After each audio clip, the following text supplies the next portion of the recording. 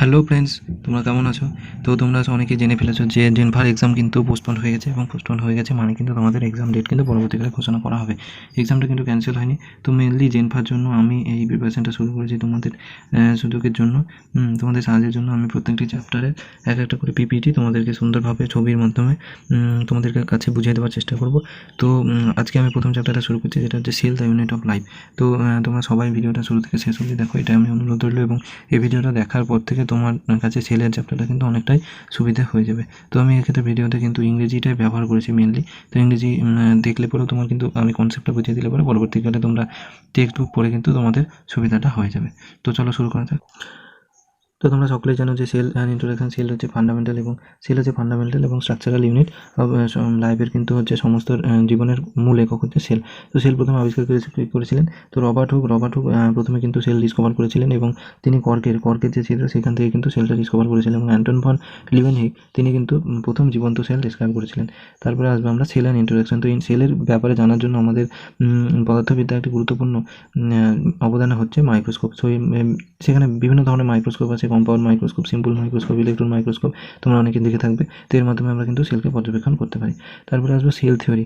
So sell থিওরিতে তোমরা Matthew স্লেডেন এবং Schwann এই দুটো ব্যক্তির নাম শুনেছো। স্লেডেনকে আবিষ্কার করেছিল। স্লেডেন যে plants are composed of cell, মানে উদ্ভিদেরাও যে কোষ দিয়ে তৈরি হয় কিন্তু সেটা আবিষ্কার করেছিল স্লেডেন। তো এটা তোমরা মনে রাখবে। আর সোয়ানকে আবিষ্কার করেছিল, সোয়ান আবিষ্কার করেছিল যে মানে প্ল্যান্ট সেলের যে সেল ওয়াল আছে সেটা আবিষ্কার করেছিল, এবং অ্যানিম্যাল এবং plant cell composed of cell plant products of cell. তো এবং প্রাণী এবং উদ্ভিদ সকলেই কিন্তু কোষসমূহের দ্বারা তৈরি, সেটা কিন্তু আবিষ্কার করেছিল সোয়ান। তো স্লেডেন অ্যান্ড সোয়ানের কিন্তু সেল থিওরি একটা গুরুত্বপূর্ণ থিওরি, তোমাদের অবদান আছে। তারপরে আসছে রুডলফ ভার্চর। এটার ক্ষেত্রে তোমাদের একটা তোমাদের গুরুত্বপূর্ণ লাইন মনে রাখতে হবে, অমনি সেলুলার, অর্থাৎ পুরনো কোষ থেকে নতুন কোষ সৃষ্টি হয়। এটা আবিষ্কার করেছিলেন রুডলফ ভার্চর। তো তার থিওরিতে মেন কী ছিল যে অল লিভিং অর্গানিজম আর composed of cells and products of cell. তো মানে কম্পোস্ট অফ সেল এবং তার প্রোডাক্ট থেকে কিন্তু সমস্ত জীব, অর্থাৎ একটা ক্ষুদ্রতম কোষ থেকে আর একটা কোষ তৈরি হয়, দুটো থেকে চারটে দূরে, এইভাবে কিন্তু জীবের সৃষ্টি হয়। তারপরে আসবো যে সেলের ওভারভিউটা দেখতে গেলে প্রথমে আসবো সাইটোপ্লাজম। তো সাইটোপ্লাজম হচ্ছে সেলের মধ্যে যে সেই সমস্ত একটা সেমিফ্লুইড ম্যাট্রিক্স আকারে থাকে, এবং যেখানে সমস্ত রকম অ্যাক্টিভিটিস, কেমিক্যাল রিয়াকশানগুলো সমস্ত কিছুই হয়, এবং সাইটোপ্লাজমটাই হচ্ছে মানে কোষটাকে জীবন্ত অবস্থায় রাখে। তারপরে আসবো রাইবোজোম। এটা হচ্ছে নন মেমব্রেন বাউন্ড। তো প্রথমত প্রশ্ন করতে পারে যে পর্দাবিহীন একটি কোষাঙ্গের নাম লেখো। পর্দাবিহীন একটি কোষাঙ্গের নাম হচ্ছে কিন্তু এক্ষেত্রে রাইবোজোম। তাহলে রাইবোজোম কোথায় পাওয়া যায়? সাইটোপ্লাজমে পাওয়া যায়। রাইবোজোম কি ক্ষেত্রে ক্লোরোপ্লাস্ট, মাইটোকন্ড্রিয়া, লাভ, এন্ডোপ্লাজমিক রেটিকুলাম, সব ক্ষেত্রে কিন্তু রাইবোজোম পাওয়া যায়। তারপরে আসবো সেল আমাদের বিভিন্ন সাইজের হয়, কোনোটা ছোট হয়, কোনোটা বড় হয়। তো এক্ষেত্রে তোমাদের বুঝতে পারবে মানে সব থেকে ক্ষুদ্রতম সেল কোনটা? তো মাইক্রোপ্লাজমা 0.3 মাইক্রোমিটার ইন লেন্থ, সেটা হচ্ছে সব থেকে ক্ষুদ্রতম কোষ।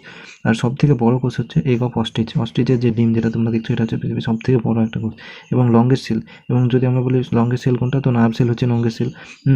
আর সাইজ অফ ব্যাকটেরিয়ার কিন্তু 3 to 5 মাইক্রোমিটার থাকে, এবং হিউম্যান আরবিসি কিন্তু 7.0 মাইক্রোমিটার ডায়ামিটারের হয়। তারপরে আমরা আসবো যে অ্যান ওভারভিউ অফ সেল। মানে ব্যাকটেরিয়ার মানে সেলের মধ্যে স্ট্রাকচার অনুযায়ী বিভিন্ন ভাগে ভাগ করা যায়, সেই স্ট্রাকচার অনুযায়ী আমরা জানবো প্রথমে। তারপরে তার আগে জেনে নেবো প্রোক্যারিওটিক সেল কাদের বলে। তো এই নামটা আমি একটু ডেফিনেশনটা ক্লিয়ার করি। প্রো মিনস কি? আদি। তাহলে যে কোষটা সব থেকে আগে সৃষ্টি হয়েছিল সেটা হচ্ছে প্রো। তাহলে প্রো মানে যেটা আগে সব থেকে সৃষ্টি হয়েছিল, সেক্ষেত্রে তোমরা একটা জিনিস মনে রাখবে, এটা সবসময় একটু আনডেভেলপড হবে, অর্থাৎ এর যে মানে এটা সবসময় মানে ইউক্যারিওটিক কোষদের থেকে একটু পিছিয়ে থাকবে। কীভাবে পিছিয়ে থাকবে? যেমন এর সেল অর্গানেল যেগুলো থাকে সেগুলো মানে পর্দাবিহীন হবে, এবং বিভিন্ন ধরনের জিনিস যেগুলো মানে প্রোক্যারিওটিক সেলে পাওয়া যাবে উন্নত ধরনের মডিফাইড, সেটা কিন্তু এটা আনমডিফাইড হিসাবে পাওয়া যাবে। যেমন প্রোক্যারিওটিক সেলসের ক্ষেত্রে এখানে মেমব্রেন বাউন্ড নিউক্লিয়াস অর্গানেল পাওয়া যাবে, অর্থাৎ কোনো রকম মেমব্রেন ছাড়াই যে সমস্ত পর্দাবিহীন অঙ্গাণুগুলো পাওয়া যাবে। তো এখানে তোমাদের উদাহরণ একটা মনে রাখতে হবে যে মানে পৃথিবীতে ম্যাক্সিমামই কিন্তু হচ্ছে ইউক্যারিওটিক, তার মধ্যে কিছু প্রোক্যারিওটিক বাদে, যেমন হচ্ছে ব্যাকটেরিয়া, ব্লুমিন এলবি, mycoplasma and PPL, pleuropneumonia like organism, এগুলো বাদে কিন্তু সবগুলো হচ্ছে তোমাদের ইউক্যারিওটিক। তারপরে জেনারেলি স্মলার এবং র্যাপিডলি, এদের কিন্তু গ্রোথটা, যেহেতু এরা অনেকটা সিম্পল এবং অনেকটা আনমডিফাইড, এদের গ্রোথটা কিন্তু অনেকটা বেশি হয়। তো তারপরে আমরা জানবো যে প্রোক্যারিওটিক সেলসদের মেনলি যেহেতু ব্যাকটেরিয়া আছে, ব্যাকটেরিয়াটা বিভিন্ন আকারের হয়, তার উপর ভিত্তি করে ব্যাসিলাসটা হয় রড শেপ, কোকাসটা হয় স্ফেরিক্যাল শেপ, ভিব্রিওটা হয় কমা শেপ, অ্যান্ড স্পাইরালামটা হয় স্পাইরাল শেপ। তো এখানে ব্যাসিলাসে তোমরা যে দণ্ডাকার স্ট্রাকচারটা দেখছো ব্যাসিলাস, তারপর গোলাকার স্ট্রাকচার, এরা এইভাবে কলোনি হিসাবে থাকে বলে এই যে কলোনিটা দেখতে পাচ্ছ কক্কো শেপ। তারপরে সেটা ভিব্রিও শেপের বা ভিব্রিও শেপ বা কমা শেপ, সরি। দেন তারপরে হচ্ছে স্পাইরুলাম বা স্পাইরাল শেপের মধ্যে, এই যে তোমাদেরকে বড়োভাবে ছবিগুলোতে দিয়ে দেওয়া আছে। তারপরে আসবে প্রোক্যারিওটিক সেলের কী কী থাকে। তো সবকার বাইরে থাকে cell envelope, cell envelope plasma মেমব্রেনটার ভেতরের দিকে পরিধির দিকে মানে গুটিয়ে গিয়ে মেসোজোম তৈরি করে এবং ক্রোমাটোফোর তৈরি করে। তারপরে আসবো সব থেকে ভেতরে স্ট্রাকচার নিউক্লিয়ার এবং ফ্ল্যাজেলা, এই যে তোমরা দেখতে পাচ্ছ যেটা চলনে সাহায্য করে। তারপর পিলি এবং ফিম্বি, ফিম্বিটা তোমাদের কোনো একটা জায়গায় ব্যাকটেরিয়াকে আটকে থাকতে সাহায্য করে এবং পিলি মানে সেক্সুয়াল রিপ্রোডাকশনে কিন্তু সাহায্য করে, অর্থাৎ যৌন জননে কিন্তু সাহায্য করে। তারপরে আসবে রাইবোজোম, রাইবোজোম কিন্তু তোমরা সকলেই জানো যে রাইবোজোম গুরুত্বপূর্ণ একটি, সেখানে আমাদের প্রোটিন তৈরি হয়, ইনক্লুশন এবং বডিজ আসবে। তারপরে প্রথমে আসবে bacterial cell envelope, cell envelope কিন্তু তিনটে জিনিস দিয়ে তৈরি, এখানে যেটা ছবিতে তোমরা দেখতে পাচ্ছ, গ্লাইকোপ্লেক্স, সেল ওয়াল এবং প্লাজমা মেমব্রেন। তো সবগুলোর উপরে থাকে গ্লাইকোপ্লেক্স। তো গ্লাইকোপ্লেক্স জানতে গেলে গ্লাইকোপ্লেক্স হচ্ছে composition of thickness and very different bacteria, এটা কিন্তু সব থেকে পুরো একটা লেয়ার, তোমরা দেখতে পাচ্ছ লালের গুরুত্বটা কিন্তু সব থেকে বেশি, তারপরে হলুদ, তারপরে হচ্ছে সবুজ। তো সবুজটা হচ্ছে প্লাজমা মেমব্রেন সব থেকে ভেতরে থাকে। তারপরে আসছে সেল ওয়াল, সেল ওয়াল হচ্ছে মিডিল লেয়ার, কার গ্লাইকোপ্লেক্স এবং প্লাজমা মেমব্রেনের মধ্যে থাকে কিন্তু সেল ওয়ালটা। তারপরে এটা কিন্তু শেপ অফ স্ট্রাকচার, অর্থাৎ সেল ওয়ালটা কিন্তু গুরুত্বপূর্ণ কেন, এটা কোনো ব্যাকটেরিয়া স্ট্রাকচারটা সেটা হবে কক্কাস হবে না একটা ব্যাসিলাস ফর্ম হবে না ভিব্রিও ফর্ম হবে, সেটা কিন্তু সেল ওয়ালই নির্ধারণ করে। তো স্ট্রাকচারাল সাপোর্টও কিন্তু এক্ষেত্রে দিয়ে থাকে। তারপরে আসবে প্লাজমা মেমব্রেন, প্লাজমা মেমব্রেন হচ্ছে প্লাজমার বাইরে যেটা থাকে সেটা হচ্ছে প্লাজমা মেমব্রেন, এটা সেমি পারমিয়েবল ইন নেচার হয়, অর্থাৎ অর্ধবেদ্য পর্দার মতো, অর্থাৎ বাইরে যেটা থাকে সেটা হচ্ছে সেমি পারমিয়েবল মেমব্রেনের মতো কাজ করে। তারপরে সেল এনভেলপের মানে রঞ্জক পদার্থের উপরে ভিত্তি করে বিজ্ঞানী ক্রিস্টিয়ান গ্রাম কিন্তু দুটো মেথড আবিষ্কার করেছিলেন, মেথড না মানে গ্রামের মানে তোমার রংটা ধরে রাখার ভিত্তির উপর ভিত্তি করে। যেমন গ্রাম পজিটিভের ক্ষেত্রে কী হয়, they take up and retain the Gram stain, তাহলে সেটা কিন্তু গ্রাম স্টেনের যে ক্রিস্টাল ভায়োলেট যে রঙটা সেটাকে কিন্তু ধরে রাখতে পারে। তো এক্ষেত্রে ধরে রাখার ফলে তারা কী রঙের হয়, বেগুনি কালার, হয়তো তোমাদের পরীক্ষা প্রশ্ন করতে পারে। আর হচ্ছে এস্টেরিয়া কোলিটা হচ্ছে গ্রাম নেগেটিভ হয়, এস্টেরিয়া কোলি। আর সেক্ষেত্রে একটা দুটো উদাহরণ মনে রাখবে, স্ট্যাফাইলোককাস আউরিস, আউরিস মিনস হচ্ছে সাদা, আউরিস মিনস হচ্ছে আউরা কী থেকে আসে, যেখানে মানে কোনো একটা জিনিস রং ধরলে তাকে তবেই তো তার থেকে মানে উজ্জ্বলতা আসে, তাহলে সেক্ষেত্রে তোমাদেরকে মনে রাখতে হবে যে গ্রাম পজিটিভের ক্ষেত্রে স্ট্যাফাইলোককাস আউরিস। অ্যান্ড এস্টেরিয়া কোলিতে কিন্তু সেক্ষেত্রে হচ্ছে গ্রাম নেগেটিভ, অর্থাৎ সেটা কিন্তু গ্রাম রঙটা ধরে না, হয়ে গেল। তারপরে আসছে মেসোজোম, মেসোজোমটা কি, মেসোজোম হচ্ছে প্লাজমা মেমব্রেন, এই যে তোমরা দেখেছিলে সব থেকে নিজের লেয়ারটা কী থাকে, প্লাজমা মেমব্রেন থাকে। তাহলে প্লাজমা মেমব্রেনের যেখানে দেখবে প্লাজমা মেমব্রেন ভেতরের দিকে গুটিয়ে গিয়ে একটা এনভেলপের মতো আকৃতি সৃষ্টি করছে, সেটা হচ্ছে মেসোজোম। মেসোজোমের কাজ হচ্ছে কি, সেটা সেল ওয়াল ফর্মেশনে কাজ করে। এছাড়া যখন এই মেসোজোম গুরুত্বপূর্ণ ভূমিকা অংশগ্রহণ করে, যখন একটা সেল ডিভাইড হওয়ার সময় ডিএনএ রেপ্লিকেশনে সাহায্য করে, ক্রোমোজোমগুলোকে সঠিকভাবে মানে বন্টনে সাহায্য করে, রেসপিরেশন অ্যান্ড সিক্রেশনে সাহায্য করে, ইনক্রিজ সার্ফেস এরিয়া বাড়াতে সাহায্য করে। দেখছো এটা গুটিয়ে গিয়ে সার্ফেস এরিয়া বাড়িয়ে দিয়েছে। তারপর হচ্ছে ক্রোমাটোফোর্সটা একই জিনিস, ওইভাবে ব্যাকটেরিয়া প্লাজমা মেমব্রেনের ভেতর দিকে গুটিয়ে গিয়ে যেটা পিগমেন্ট কন্টেন করে সেটা হচ্ছে ক্রোমাটোফোর্স বলা হয়। এটা কোথায় পাওয়া যায়, সায়ানোব্যাকটেরিয়া।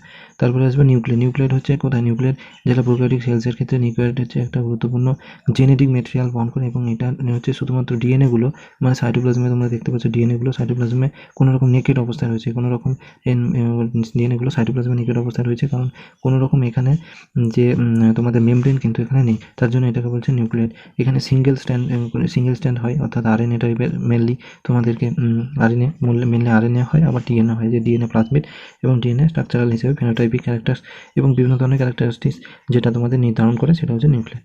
তারপরে আসবো ফ্ল্যাজেলাটা তোমরা ফ্ল্যাজেলাম ধরনের এক ধরনের প্রোটিন দিয়ে তৈরি, যেটা হচ্ছে ফ্ল্যাজেলাটা হচ্ছে এটা একটা স্ট্রাকচার দেখতে পাচ্ছ, যেটা তোমাদের মেনলি এটুকুই মনে রাখতে হবে যে ফ্ল্যাজেলাটা চলনে সাহায্য করে, এবং এই তিনটে পার্ট, একটা হচ্ছে বেসাল বডি যেটা ভিতরে গাঁথা থাকে সেটা হচ্ছে বেসাল বডি, তার উপরে অংশটা থাকে হুক, তার উপরে অংশ থাকে ফিলামেন্ট, তো ফিলামেন্ট হচ্ছে সব থেকে বাইরের অংশ। তারপরে আসবে পিলি এবং পিলিয়ান ফেমব্রি। তো পিলি বিভিন্ন ধরনের হয়, পিলি মেন কাজ যদি সেক্স পিলিগুলো দেখো তাহলে সেক্সুয়াল রিপ্রোডাকশনে সাহায্য করে, যেটা আগেই বলেছি। এবং ফেমব্রি কিসে কাজ করে, fimbriae small like fibrous converting of cells in some bacteria, they help attach bacteria to rocks and streams and to host tissues. তাহলে এরা কিন্তু মানে তোমাদেরকে পাহাড়ে বা কোনো একটা জায়গায় ব্যাকটেরিয়াকে আটকে থাকার জন্য কিন্তু ফেমব্রিরা কাজে লাগায়। সেখানে আমাদের এক্ষেত্রে জানবো যে ব্যাকটেরিয়ালে রাইবোজোম মেনলি কী হয়, 70 years কাদের ক্ষেত্রে হয়, প্রোক্যারিওটিকদের ক্ষেত্রে, ইউক্যারিওটের ক্ষেত্রে 80 years। আরেকটা জিনিস মনে রাখতে হবে যে স্মল সাবইউনিট হচ্ছে 30 years দিয়ে গঠিত এবং লার্জার সাবইউনিট 50 years দিয়ে গঠিত, এবং দুটো মিলিয়ে কিন্তু 70 years দিয়ে গঠিত হয়। এবং এক্ষেত্রে ইউক্যারিওটিকদের ক্ষেত্রে লার্জার সাবইউনিট 60 years এবং স্মল সাবইউনিট 40 years। তো এই ছিল রাইবোজোম কী কী কাজে কাজ করে। তো রাইবোজোম এখানে ট্রান্সলেশনের কাজ করে, ট্রান্সলেশন মানে হচ্ছে প্রোটিন সিনথেসিস। এই যে তোমরা দেখতে পাচ্ছ দুটো একটা লার্জার সাবনেট স্মল সাবনেট মিলে লার্জার সাবনেট এবং স্মল সাবনেট মিলে কিন্তু এক্ষেত্রে প্রোটিন তৈরি করছে। ডাইরেক্ট অফ ট্রান্সলেশন এগুলো তোমরা পরবর্তীকালে সেলের যে ট্রান্সক্রিপশনে কিন্তু আরও ভালোভাবে জানবে। তবে এটুকু মনে রাখো যে পলিরাইবোজোম বা পলিজোম গঠন করে, যখন এই ট্রান্সক্রিপশন গঠন করে এই যে গোটাটা, এই যে একটা গোটা জিনিসটাকে ফর্ম হচ্ছে, এটাকে বলছে পলিরাইবোজোম বা পলিজোম।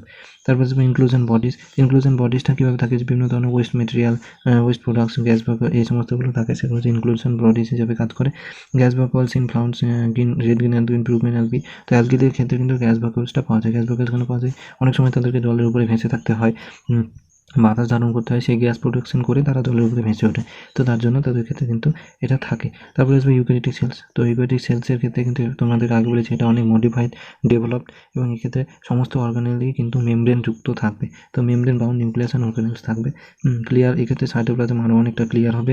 নিউক্লিয়াসের জেনেটিক মেটেরিয়ালের জন্য আলাদা করে নিউক্লিয়াস থাকবে, এবং নিউক্লিয়াসের ভেতরে কিন্তু তোমাদের জেনেটিক মেটেরিয়ালগুলো অনেক বেশি উন্নত হবে, মডিফাইড হবে, ডবল স্ট্যান্ডার্ড ডিএনএ হবে, যে জেনেটিক মেটেরিয়াল ক্রোমোজোম থাকবে। তারপরে আসবো cell organelles in eukaryotic cell. তো ইউক্যারিওটিক সেলস এখান থেকে কী সেল অর্গানেল থাকে, সবকার বাইরে থাকে, তোমাদের ছবিটা একটু লক্ষ্য করে দেখতে হবে, সবকার বাইরে থাকতে সেল হলে ঠিক ভেতরে যে স্তরটা সেটা হচ্ছে প্লাজমা মেমব্রেন। প্লাজমা মেমব্রেনের মধ্যে যে বড় আকারে দেখতে পাচ্ছি এটা হচ্ছে গ্যাস বাকল, যেটা বললাম প্ল্যান্ট সেলের ক্ষেত্রে কিন্তু থাকে। তারপরে থাকে তারপরে আমি বাইরের অংশগুলোকে বলি, এটা হচ্ছে মাইটোকন্ড্রিয়া তোমাদের কোষের সত্যিকার বলা এটিপি তৈরি করে। তারপরে আসবে ক্লোরোপ্লাস্ট, এটা কিন্তু উদ্ভিদের যে সালোক সংশ্লেষে সাহায্য করে, ফটো রেসপিরেশনে। তারপরে আসবে প্যারাক্সিজম, তারপরে আসবে সাইটোপ্লাজম।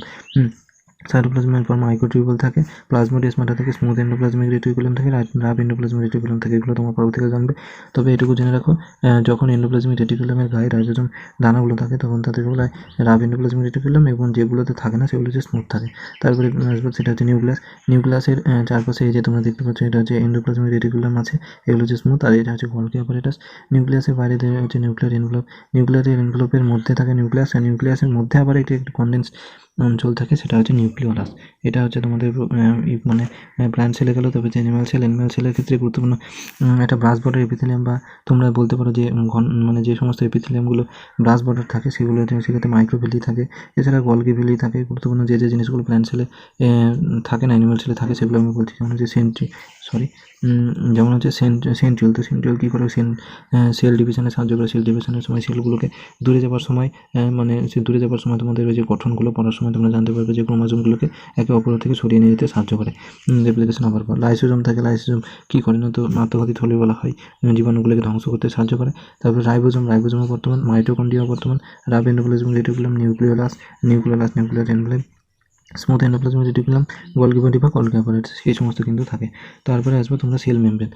তো সেল মেমব্রেনের ক্ষেত্রে কিন্তু একটা জিনিস মনে রাখবে, তো সেল মেমব্রেনের ক্ষেত্রে কিন্তু হিউম্যান আরবিসি যেটা দিয়ে আমরা স্টাডি করেছিলাম, সেখানে লিপিড পাওয়া যাওয়ার পর হচ্ছে বাইরের দিকেও লিপিড লেয়ার থাকে, ভেতরের দিকেও লিপিড লেয়ার থাকে, নন পোলার হিসেবে থাকে। এবং এর মধ্যে যে প্রোটিনগুলো কাঁথা হয়ে থাকে এগুলো হচ্ছে ইন্টিগ্রাল প্রোটিন, আর এই যে বাইরের দিকে থাকে এটা হচ্ছে পেরিফেরাল প্রোটিন। সেখানে লিপিডসের মধ্যে পোলার হেড এবং হাইড্রোফোবিক টেলস ইত্যাদি কিন্তু বর্তমান থাকে। তো আরও অনেকগুলো চ্যাপ্টার আছে, অনেক কিছু আছে। সেল চ্যাপ্টারটা অনেক বড়, তো আমি ভিডিওটা বেশি বড় করবো না, পরের পার্টটা আমি আরেকটা ভিডিওতে বলে দেবো। তো ভিডিওটা ভালো লাগলে অবশ্যই লাইক করো এবং বন্ধুদেরকে শেয়ার করো, যারাও জেনফা পরীক্ষায় অংশ নিতে চাইছে এবং 12-এ উঠেছে তোমাদের ভাই বোনদের, তারা যাতে আরও ভালোভাবে প্রিপারেশানটা নিতে পারে। তো অল দ্য বেস্ট, প্রিপারেশান ভালো রেখো, পড়তে থাকো, কারণ জেনফার এক্সাম হবে এরকম নিয়ে কিন্তু তোমরা চলো। তো গুড লাক।